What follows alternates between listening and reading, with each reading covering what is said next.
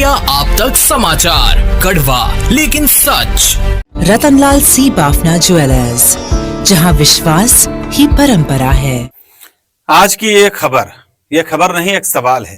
एक ऐसा सवाल जो महाराष्ट्र की धरती से उठ रहा है, जहां सरकार ने बांधकाम मजदूरों के नाम पर रसोई के बर्तन बांटने की योजना तो चला दी है, लेकिन वो बर्तन किसे मिल रहे हैं? स्टेनलेस स्टील के चमचमाते हुए डब्बे, वो प्रेशर कुकर, वो पहुंचे कहां? पहुंचे तो सही हैं, लेकिन पहुंचे उन हाथों में हैं जो कभी ईंट ही नहीं उठाते हैं। पहुंचे उन घरों में हैं जहां मजदूरी का नाम तो लिया जाता है, लेकिन हकीकत में वो घर बसते हैं आराम से, बिना मिट्टी के दाग के।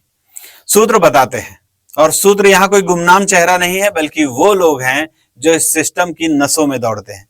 नीचे से ऊपर तक लगभग 80% महिलाएं जिनका रजिस्ट्रेशन हुआ है, जिन्हें ये किट मिली है, वो बांधकाम मजदूर है ही नहीं। हाँ, आपने सही सुना, 80%।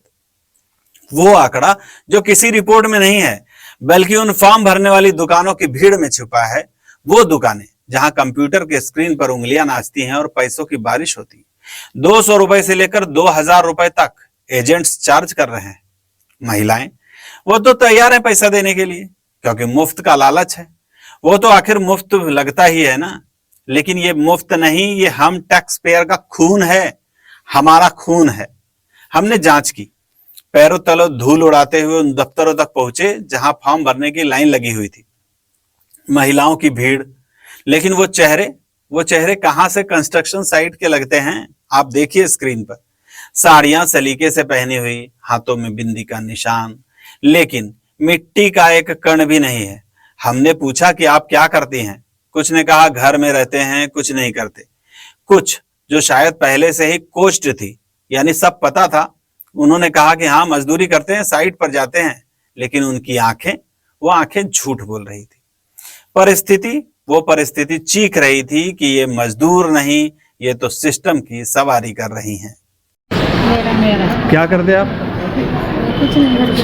हाँ, घर पे सिर्फ घर पे रहते हैं। आप भी यहाँ पे इसी के लिए आएंगे? क्या करते हैं आप? कुछ नहीं, हाउस वाइफ। आप? मैं कामाला जाते, कुठे? सेंटरिंग काम भी करते, मैं ऐसे रोजंदारी भी करते मैं। आप लोग सब? हो, आम्ही पण रोजाने जातो. अरे वाचले और ये सब कुछ कैसे हो रहा है? सारे कागजात, आधार, राशन कार्ड, वो सब तो आसान है, लेकिन असली खेल तो सर्टिफिकेट का है। एक इंजीनियर का सिग्नेचर, शायद सिविल इंजीनियर, वो लिखता है कि ये महिला बांधकाम मजदूरी का काम करती हैं।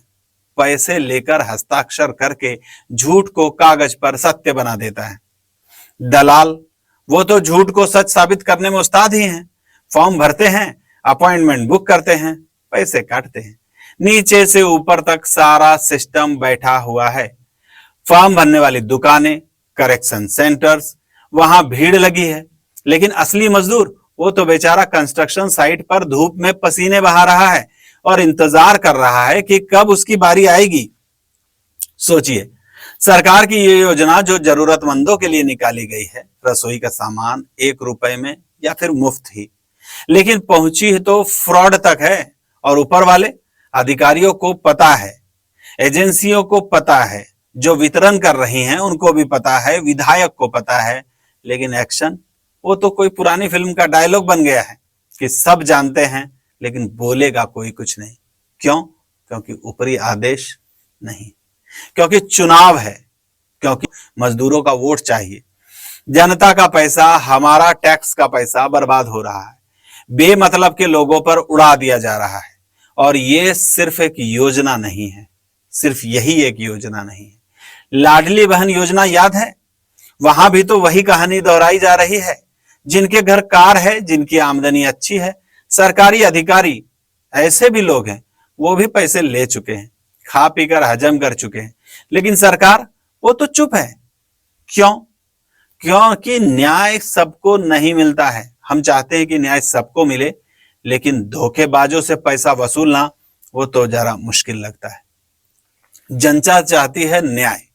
जो हकदार है उसे जो भी मिलना चाहिए वो मिलना चाहिए, हमारे पैसों से मिलना चाहिए, लेकिन धोखेबाजों से सूद समेत पैसा वापस लिया जाना चाहिए। सरकार, ये जिम्मेदारी आपकी है। मुफ्त की योजनाओं का सम्मान हम करते हैं, लेकिन ये बर्बादी, ये धोखा, ये बंद होना चाहिए।